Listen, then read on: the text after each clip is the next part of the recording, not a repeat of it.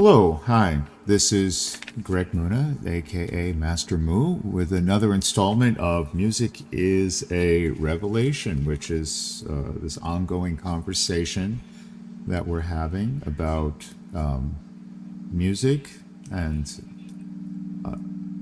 psychology, perception, psychoacoustics, aesthetics of music, the phenomenology and philosophy of music, how it relates to beyond that to issues of theology and society, and how we experience our music in our lives, both recorded and live. And this is related to my own work, which you see here, this oscilloscope realization of one of my electronic pieces, which is a continuo of a little symphony. I have many of these little short 3-movement symphony works, short 16 to 20 minutes in length, and each one is a little bit different. But I want to relate my artistic process, my creative process, to yours as a listener, as a musician, as a performer. As you're watching this, if you have your voice, or if you're a vocalist or a musical instrument, if you're nearby, if you just want to sing along with the pitches, the harmonies, the rhythms that you're hearing in the background, that's the idea. Because what these sinusoidal pieces that I've composed, which are some of you are following on TikTok or YouTube, or on my personal channel, Master Moon Music, are meant as I said, as a modern version of the Baroque idea of the continuo. I talked about the continuo in previous, which was a Baroque practice of a background texture of harmony and rhythm established by background instruments. In the Baroque period, in the 1700s, that would have been a keyboard, like a harpsichord and a bass or something like that. That was a simple way, modern equivalent to the rhythm section for musicians just to keep together, and it was just a reference point. But there is music in the continuo itself. I mean, you can just listen to the continuo, the meaning the background instruments of a Bach piece, and there's some musical value in that. So I think there is musical value in these abstract representations, which are meant to be a foundation or a background texture for live instruments and voices to blend into. That's the idea of a continuo. And as I said, in jazz, we call this a rhythm section, often the bass, piano, drums, as opposed to the melody instruments, right? In recorded music, whatever, there are analogs. So, and in music theory, continuo is not merely in Baroque music theory, not only in Bach and Rameau or whatever, but it continues up to contemporary music theory with Heinrich Schenker's idea of the imaginary continuo as a way of visualizing harmonic possibilities over any given bass or harmonic progression. That there's various ways of realizing the sound, and Schenker calls that the imaginary continuo. So we're embracing all of those ideas of the continuo, and it continues. All right, so I want to relate my creative process to my, as a producer of sound, to also my experience as a listener of sounds. And I had a riveting experience listening just last night that I want to share with you, which is that I went to a local production of Jesus Christ Superstar, the Andrew Lloyd Webber musical, performed here in New York City. And it was at Hunter College, and it was at the Lang Recital Hall on the 4th floor, which was a small space, not a big opera house, definitely not a like a Broadway style stage. So it was they had tremendous budgetary and challenges getting that many performers and musicians in a small space, but I have to just praise the incredible work of the Utopia Opera artistic director and conductor William Remmers. He is a genius. What he has achieved is absolutely stupendous with a very limited or virtually non-existent budget. He's been doing this as his passion project since 2011, and he just goes from strength to strength. All I have to say about William Remmers is that he's the very embodiment of the very, very best of what performing arts is. Passion, commitment, intelligence, charisma, he's got it all. And he's a great conductor, a singer, dancer, performer, just impresario. I cannot praise him enough. As I said to friends, if he should be the director of the creative manager and director of the Metropolitan Opera. If he were, all of their problems would disappear and they would have full houses every night. And I cannot wait to go back to this. So I want to give a little bit of background on the show that I saw last night, Jesus Christ Superstar, and then talk about the specific performance that I saw last night, and then hopefully then relate that to my music and to like sort of the general topic of sacred music, representations of Bible stories and all of that from mostly a secular perspective, not from necessarily like a super devout religious perspective.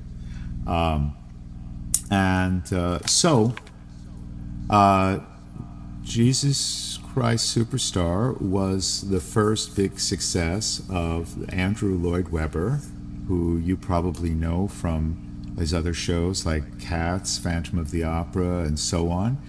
And it was his first big successful show that debuted on Broadway in 1971, so we're talking more than 50 years ago.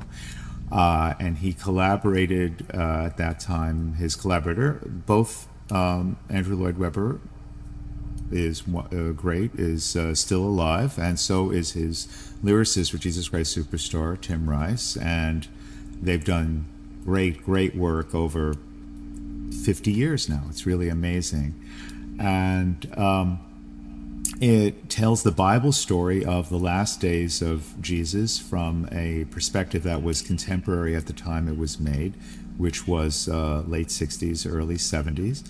And it was very successful at the time. It ran from 1971 onwards. It said, according to the publicity materials, it ran for over 8 years in London between 1972 and 1980, and it held the record for longest running West End musical before it was overtaken by another Andrew Lloyd Webber musical, Cats, in 1989. And then I think Cats became, like Lion King, one of the longest running shows of all time. But getting back to Jesus Christ Superstar, I don't need to give you the plot synopsis. Most of you will be, familiar with the basic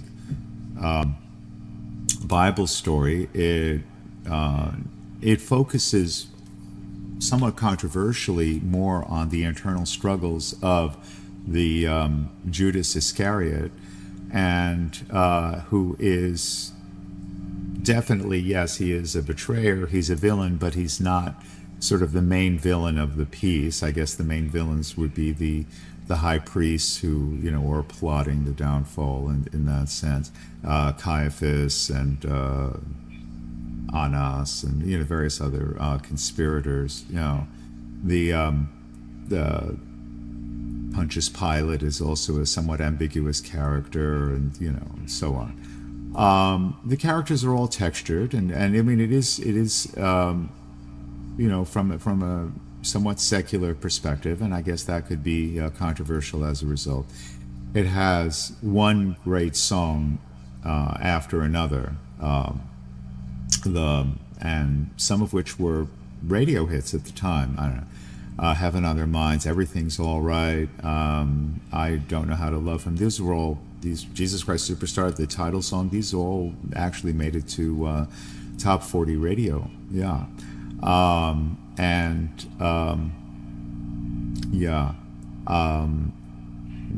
The vocal demands were really amazing. I mean, like, the characters all needed tremendous stamina because they had to sing both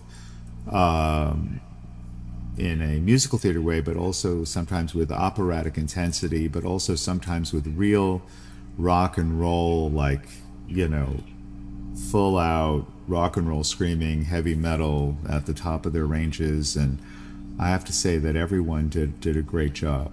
And what was amazing, and this is what I really want to commend about this performance, is that with the artistic director, William Remmers, assembled a full symphony orchestra and got it on stage in this kind of small, not very large recital hall on the 4th floor of Hunter College here in Midtown in New York City.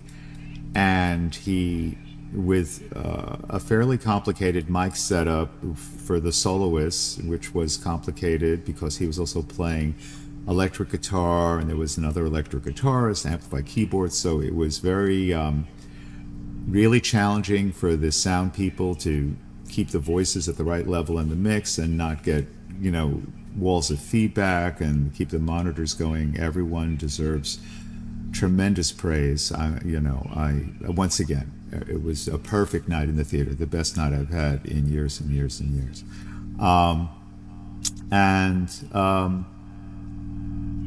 This was a straight sung through performance of the original concept album. And it was about nearly 2 hours in length of continuous music from the overture straight through to the finale. So it was not broken into Act 1 and Act 2. It was one continuous arc, and it was extremely powerful, very symphonic, very operatic.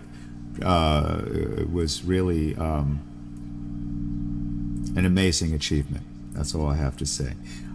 You can go on YouTube, and you can see productions of it, and you can see different ways that it's been conceived of over time, and according to the production history, it says that it has ignited controversy at different times. It says the Broadway show and subsequent productions were condemned by different religious groups. That Christians considered some elements of it to be blasphemous, and the character of Judas to be too sympathetic, and some of his criticisms of Jesus to be offensive, and there's no allusion to the resurrection of Jesus, but I think that was really quite intentional, and I'll get to that in a moment. And it says that some Jewish groups claim that it bolstered the myth of the so-called Jewish deicide by showing most of the villains as Jewish, but that was really not, actually that was very much downplayed. It actually did not even include all of the gospel accounts of that, so I really don't see that. It says it was banned in South Africa under apartheid for being irreligious, under the former autocratic South, and in Hungary for, so we can take that with a grain of salt. Anyway, I really think it was an amazing modern representation of the idea of the Passion Play, which or the Passion music, which his most famous examples are those of Johann Sebastian Bach, and we'll be talking about that in the future because I'm going to be going to the Orchestra of St. Luke's. In a few weeks we'll be doing the Bach St. John Passion, and other groups will be doing the St. Matthew Passion, and that's all a part of this season, which is Lent in the Christian calendar, which is the 40-day period beginning on Ash Wednesday and continuing until Easter. And this year, Easter Sunday in both the Western and the Eastern calendar falls on April 20th. So we're in it now, the 40 days prior to April 20th, whether you're in following the European Roman calendar or the Eastern Orthodox calendar. So this is often the two calendars are separate. It so happens coincidentally that this year they're synchronized. So it's a good time to be thinking about these traditions of Lenten music, and one of the most famous Lenten musical traditions is depictions of the death of Christ. And traditionally, prior to Easter, if you listen to like Bach settings, they do not include the resurrection. They end with the Good Friday and the death of Christ and so on, or perhaps the entombment. And so, whereas representations of the resurrection in traditional Christian sacred music are reserved for Easter Sunday itself. So actually, what Lloyd Webber and Tim Rice were doing was creating a modern analog to the medieval and Baroque and classical passion play and passion music, musical representation for the Lenten season, and which, of course, is much more tragic and ends on a note of tragedy and reflection rather than a note of triumph. And I think it was very extremely creative the way the music, the way Lloyd Webber and Tim Rice sort of referred to that audience expectation for the Hollywood ending, the happy ending, the resurrection, which was that it's not explicitly represented, but it was filtered through what was in the 1960s and 70s reflection on media culture, the deification of pop stars, of movie stars and rock stars, and to this sort of godlike status. During I guess that began with Elvis and Beatlemania, and then continued up through contemporary star. That's not just in the 60s and the 70s and the 80s. You had people like Michael Jackson, and then later you had people, big stars that continue up to this point, who had this sort of hysterical millions of followers and adulation and stuff like that. Of course, the whole Master Mu thing is sort of like a joke on that, and the sort of pop culture sort of self-promotion that goes. But take that also with a grain of salt. I think I'm wearing the T-shirt here, Master Mu.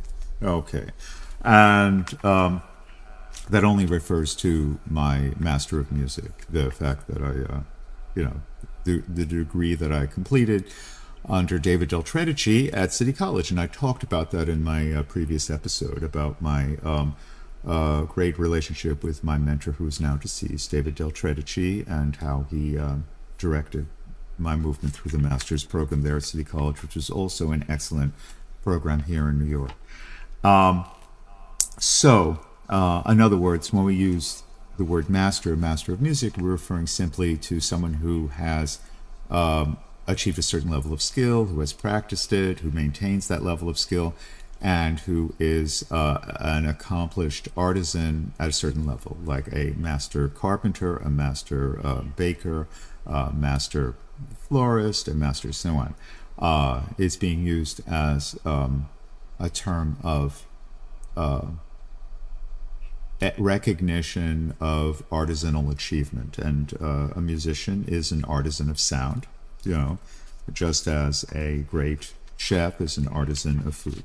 And we were talking about that in previous episodes, sort of like the 5 basic human senses that neurologically typical people have: seeing, hearing, smell, taste, and touch.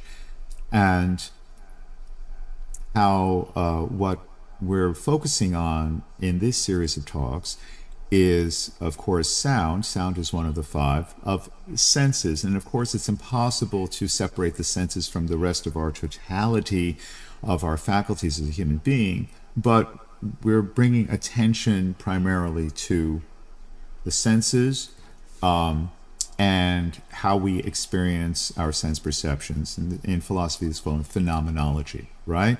And a visual aesthetics is concerned with the phenomenology of sight, how we see things, and that's the great subject of painting.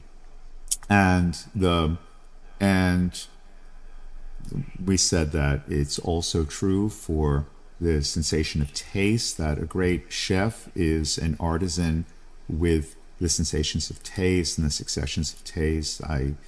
If you're here in New York, you have to go to one of the restaurants of the great Daniel Boulud, who is a B-O-U-L-U-D, who is a great master of taste.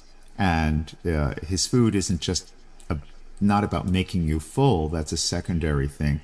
It's primarily about developing your sense of taste and getting into taste as a sensory discipline. A great parfumier is working with the sensory perception of smell, right? A great couturier is dealing with tactile sensations, visual, but also tactile, how clothing feels on you. But the subject of these talks, music is a revelation, and that's taken from Beethoven, who said music is a higher revelation than all wisdom and philosophy, and which I used as a basis for a pop song. Music is a revelation. And in my song, I took Beethoven's idea and I said, music is a revelation of God in sound. And I'll repeat that. Music is a revelation of God in sound. And whether Beethoven is saying it, or whether I'm simply agreeing with Beethoven and paraphrasing it in theological terms, that always brings up questions of like, come on, are you serious? Are you ego tripping? Yes, I am serious, and I'm not ego tripping. And this is the truth of what I want to convey. And all musicians feel this way. I feel this way. If you're a musician, you feel this way. Everyone who listens to music seriously feels this way. The music is a revelation of God, however we conceive of God.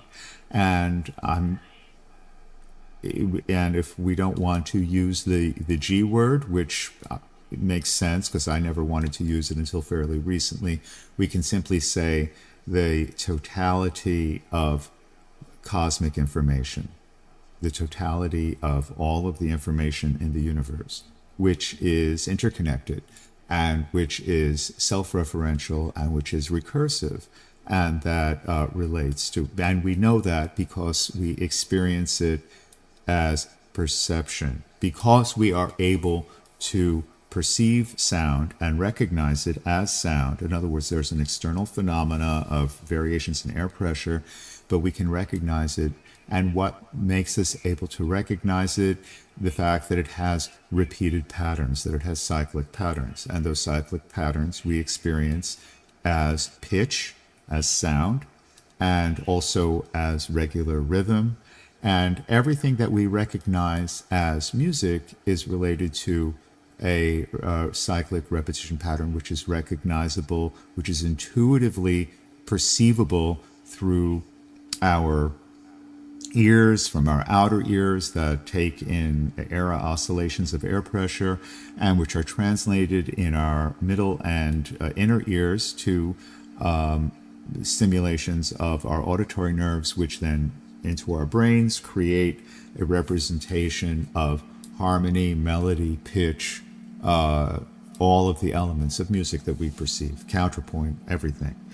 And so that connects in a secular way to the idea of sacred music and why music has always been a part of representations of sacred subject matters. And this is what I've been experienced last night with this performance of Jesus Christ Superstar. And again, I am recommending that if you are in New York City, that you go right out and get tickets immediately to Utopia Opera's production under the genius artistic direction of the conductor William Remmers, who also plays the guitar, who brilliantly performs the roles of Herod and Caiaphas, just an all-around theatrical and operatic supernova. And I'll get back to some of the individual performances a bit later. But I just wanted to introduce the show and talk about it in the context of the tradition of sacred music, and to talk about what it is about music and sacredness. Why is it that in every tradition in the world, even if they are officially against it, why there is music as part of the practitioner's idea of sacredness? I mean, why not just silence? For example, I'm primarily a Buddhist person. I was, born and raised Christian, Catholic. That was my family background, and I remain very culturally connected to that. And I attend services, and it's very meaningful to me. But my primary identification is as a Buddhist meditator. And for me, the core practice is just simply sitting in silence and maintaining posture, breath, and so on. And I try to translate my experiences of sitting silent. But even when I sit in silence, I hear these sort of hums or these tones inside of my head. And this is what I try to represent in my music, in these continuo compositions and these oscilloscope videos that you see here on the screen right now. And it's also it comes up spontaneously through deeper states of meditation, and also through carefully supervised psychedelic therapy, as opposed to just recreational use, and which I also recommend, not the supervised therapy setting, not I'm as opposed to recreational, because that could lead to abuse. But I'm not moralistic.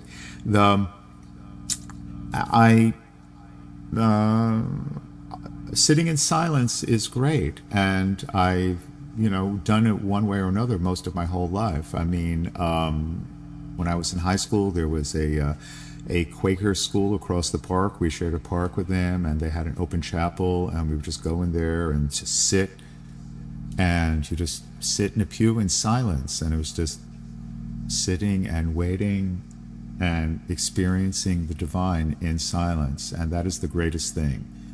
The ability to sit silently and to focus is the greatest gift that we have.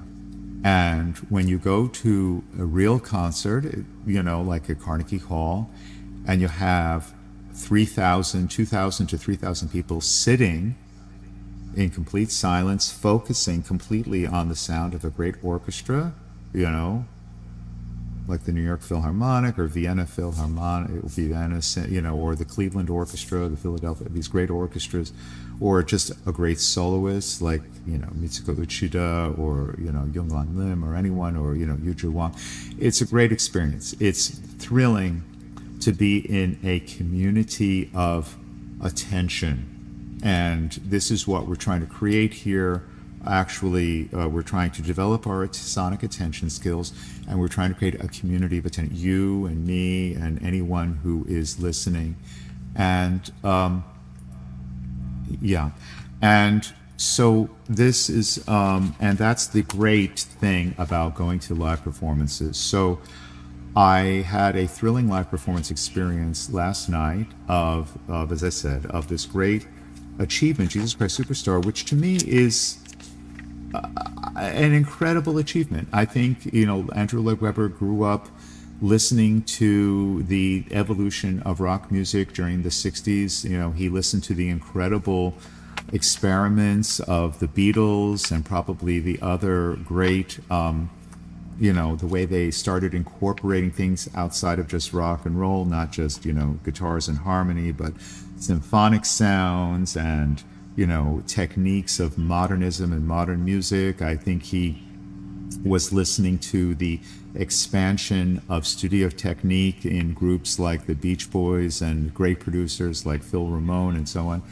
And I think his ears were open to the new developments in post-Beatles rock of the late 60s and early 70s. I definitely heard influences of The Who, for example, like around the same time they created their concept album rock opera Tommy. This is similar to that. The experimentalism and sort of the art rock, progressive rock qualities of Pink Floyd, and the symphonic and sort of powerful emotionalism and also ecstatic and sinister energy in great supergroups like Led Zeppelin. That was all there. It was all there. Plus, you could tell that Lloyd Webber was listening to experimental music of his time, such as great composers like György Ligeti and Krzysztof Penderecki. I heard a lot of Penderecki's like tone clusters and improvisation in the crucifixion scene, and Penderecki himself famously composed music inspired by Christian themes and on the themes of the Passion and the crucifixion itself. So just a fantastic fusion of powerful orchestral sounds, metal guitar, symphonic metal, death metal, lighter sort of 12-string guitar pop music, just and then straight up classical, like bits of Handel and like operatic moments that were more closer in feeling to like Bach or even Puccini.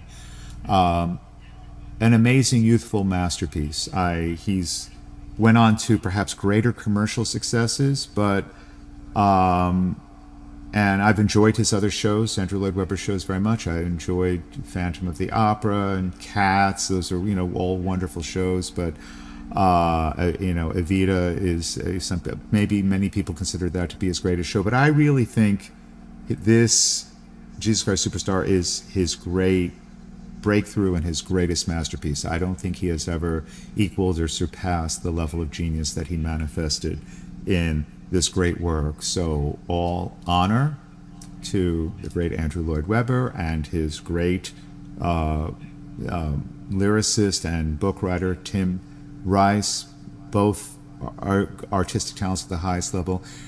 No, even though they've been rich and successful, the world can never compensate great artists enough, even if they make millions or billions of dollars. And everyone knows that Lloyd Webber has been tremendously successful, monetarily. They bring more greatness and more joy into the world than any more extravagantly compensated Wall Street trader or something like that.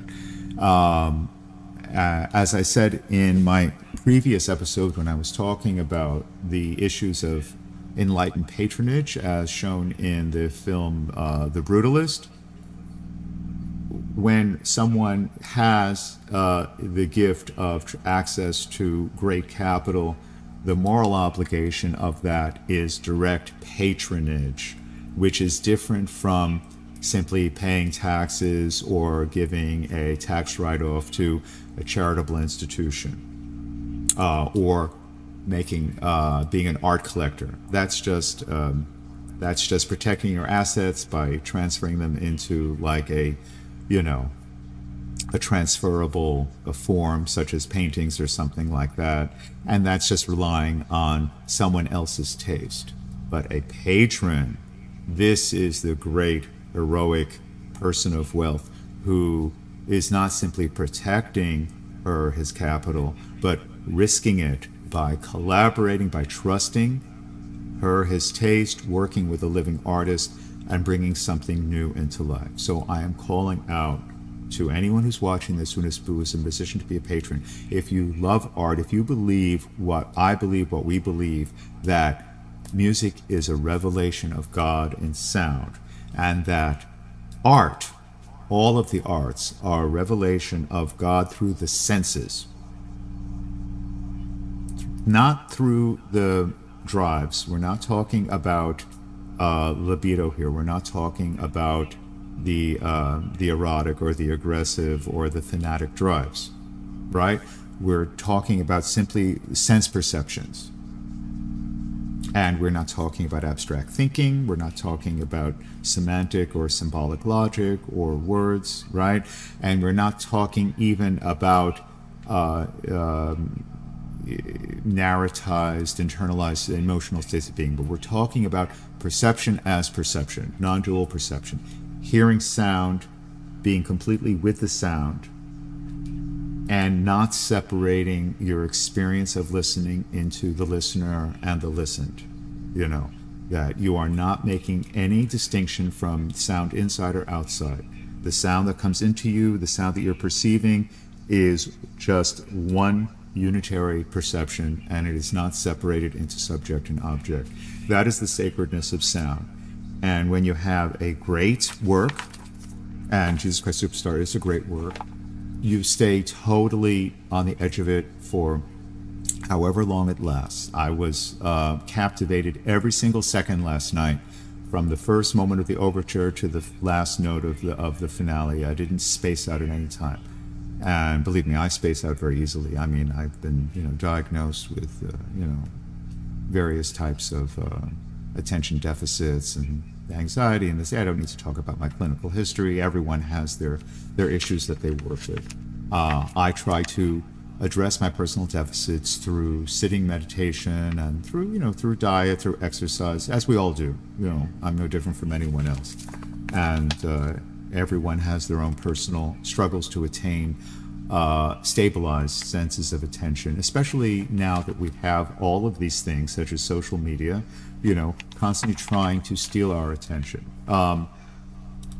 I of course, perhaps it's hubristic. I'm appearing on social media right now, and I'm appealing for unitary attention. And that is maybe contradictory or self-defeating, but I'm using what I have at hand.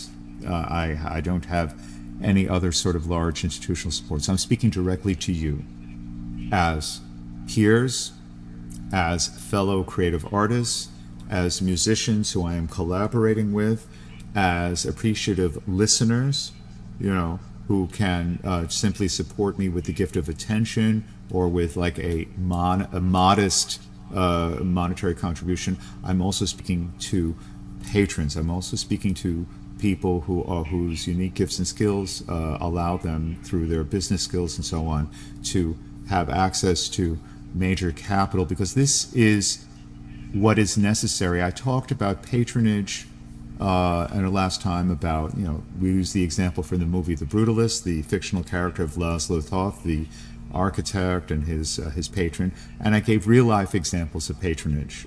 We looked at Beethoven and his royal patrons like Count Razumovsky and Prince Galitzin, and how, because they collaborated directly with him and gave him support, and not only those two, but he had other royal patrons as well, the Archduke Rudolph, who shared enthusiasm, who had taste, who had tremendous passion for his music, and were willing to risk their capital by supporting what was a work in progress.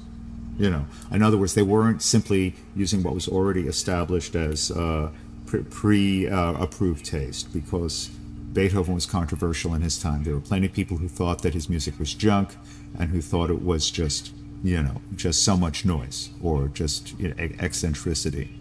So they were risking their own reputations, and they were risking their own money by investing in something which was, not officially approved. Not at that time. It was officially approved afterwards, right? And this is maybe getting back a little bit to the theme of Jesus Christ Superstar, because the character of Jesus, especially in the performance I saw last night, and I want to praise to literally to high heavens the amazing performance of Jesus Christ by a superstar already fully formed, Blanca del Loco. Blanca, can you see that? Blanca del Loco played Jesus. I had tears streaming down my face of the greatness, of the dramatic intensity, and the beauty of and power of Blanca del Loco's voice and acting and physical incarnation of the character of Jesus. And Blanca del Loco has made history, people. This was history happening here and now, today in New York City. Blanca del Loco is the first ever black trans femme performer playing Jesus Christ in a professional production of Jesus Christ Superstar in the entire history since 1970. There have been hundreds, or I don't know, thousands of productions, all over the world since its original inception. And Blanca del Loco successfully, in every way, successfully did it, and as the first black trans, and it was completely sincere. There was nothing postmodern. There was nothing. It wasn't being edgy or ironic and tongue-in-cheek. It was completely real. It was completely from the heart. And Blanca del Loco's performance as Jesus Christ, under the brilliant direction and musical leadership of William Remmers, gave me insight into the biblical story that I've never had before. By removing the usual representation of Jesus as this beautiful young man, by removing that sort of eroticized, beautiful, sort of culturally stereotypical male version of Jesus, and presenting it in this way, we were able to focus on the universal, human, and unbearably truthful essence of the story.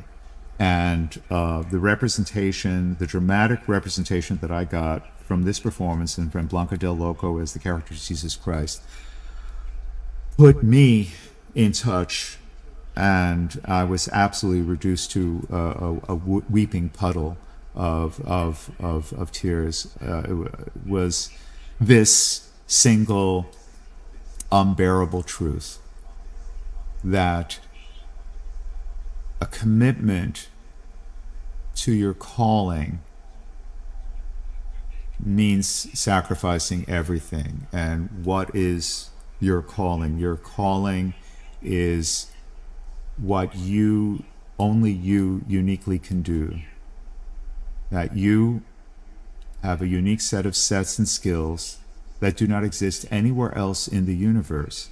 Each human being has a unique sets of gifts and skills that come together in that way, only uniquely in that one way for you as a human being.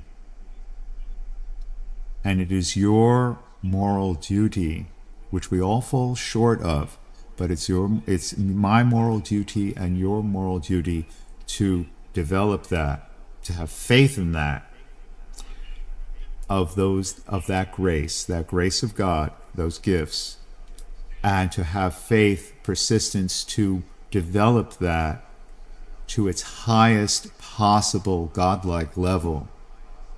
And that if we do that, we benefit all of humanity and the whole universe.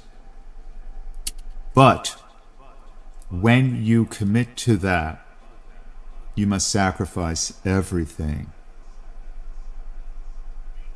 It means you sacrifice your life to the achievement of greatness. And the character of Jesus Christ, as performed by Blanca del Loco, totally embodied that in a riveting, heartbreaking, and absolutely spellbinding way. The greatest star performance I've seen in years. And put me in touch with that unbearable truth that the willingness to commit yourself to the fulfillment of your calling means accepting that ultimately, when you die, you will die misunderstood, in agony, alone, completely alone, and completely abandoned. And there's no escaping this tragedy if you devote your life to the cultivation of your unique grace with total faith.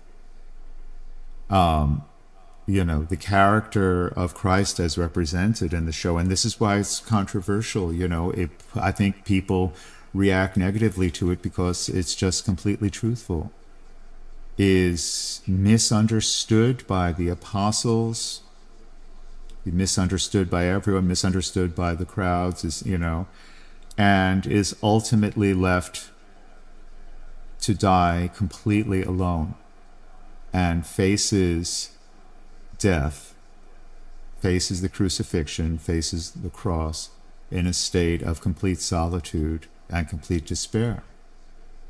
And no amount of posthumous acclaim, no amount of recognition, in the afterlife can make up for the injustice in this life. No amount of justice in the afterlife can make up for injustice in this life.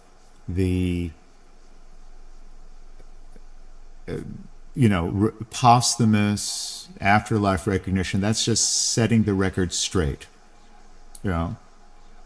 Okay, after Beethoven died, we recognized that he was the greatest composer, the greatest symphonic composer, the greatest sonata composer.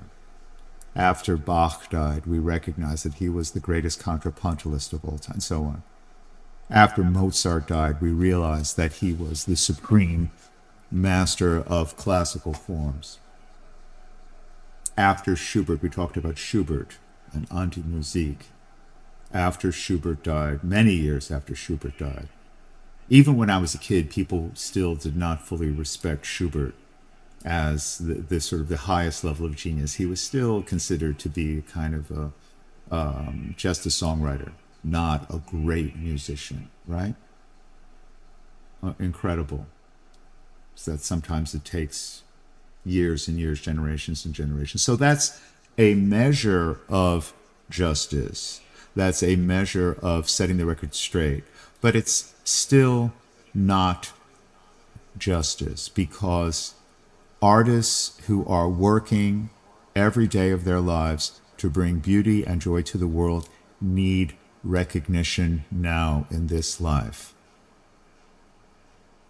The recognition in the afterlife does not matter.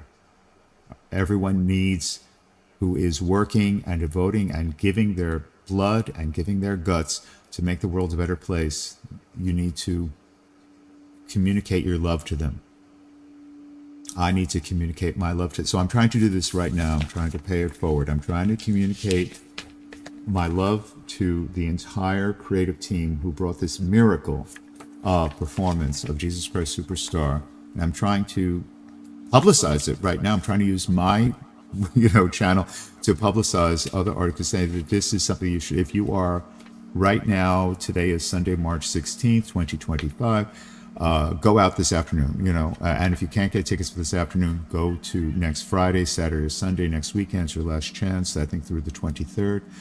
I want to praise a little bit more specifics of this performance, not just the conductor and the guitarist William Remmers, and the completely brilliant Blanca Del Loco, who redefined the entire persona and image of Jesus Christ in a way which was heartrending and true, and moved me to tears, even though I'm not especially a Christian identified person. As I said, I'm more Buddhist identified. I consider myself to be primarily a Buddhist, a secular humanist, atheist, existentialist who has, I'm a student of Christianity more than I am a Christian.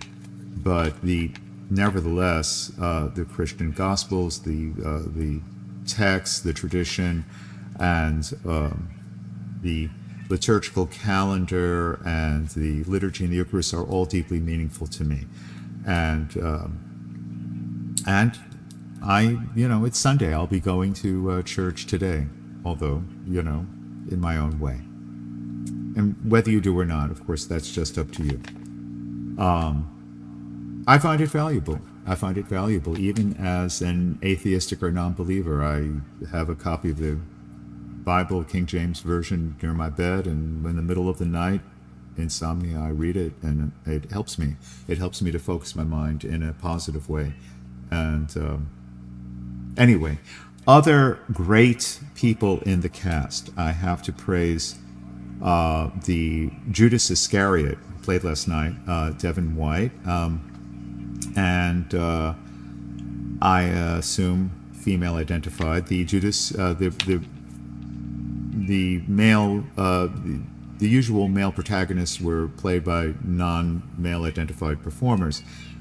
Stupendous, great, riot girl, rock and roll Judas Iscariot, but again, free of the stereotypes, very moving, very real, and a very tortured depiction of Judas's descent into betrayal and to suicide. And it was really hair-raising and amazing in the final sequence, I guess, when it's depicting during the crucifixion period of Christ, the sort of the hallucinations that he's having, and we see the spirit of Judas reappear sort of as like a ghost from hell, from damnation, as a rock star with a backup band and singing in this, and it was every hair stood on end, but it was really brilliant and stupendous. The Mary Magdalene last night, Audrey Bauer, she was very, very good. Wonderful singer. The priests were terrific.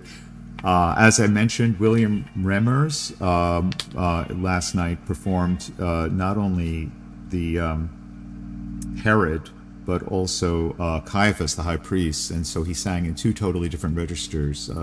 Herod was a bit higher, and the Caiaphas was an ultra basso, like kind of like super black metal, symphonic metal growl. It was powerful and great, and he played guitar, and he looked the part. It was fantastic. I want to praise the one of the other Pharisees, the lead Pharisee, Annas, was played by Julian Baldwin. Wow, what a voice. He came in, all of his vocal entrances were on these super high notes, and he hit every single note